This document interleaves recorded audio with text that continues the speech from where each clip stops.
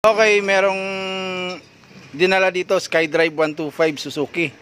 Nabili niya lang ng mura. Nga lang problema nito, yung gulong halos ayaw umikot. Skip. Oh. Yan. Baka wala ng gear oil to. Pero malamang dito yan sa sa kumapit siguro yung lining dito sa clutch bell. Kasi pag pinapaandar umiikot yung gulong. Kahit naka-minor, sumasabay yung clutch bell dito. Start nga natin, subukan natin. Oh, yan oh. Umiikot yung gulong, halos hindi yan mapipigil. Oh. Bitaw. So ibig sabihin yung dito yan sa clutch bell, kumapit dun yung lining. Kaya ganun. Ayan na. Ay grabe yung grasa silabasan.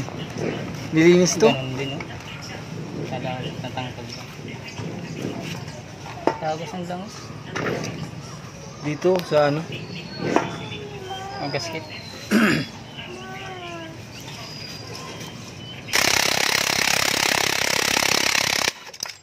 Yun. Wala na, hindi na kumapit to. Lost thread siguro to. Tatalsik agad. Grabe ba? Isang baklasan na lang ah. Hindi na kailangan baklasin to. Hindi mo lost thread. Baka lost thread no?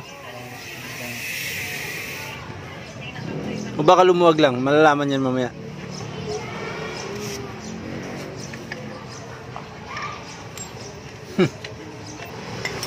Grabe ng grasa ito.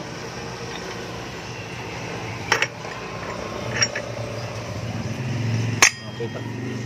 Doon lang talaga lumuwag. Bago, grabe daming grasa lumabas.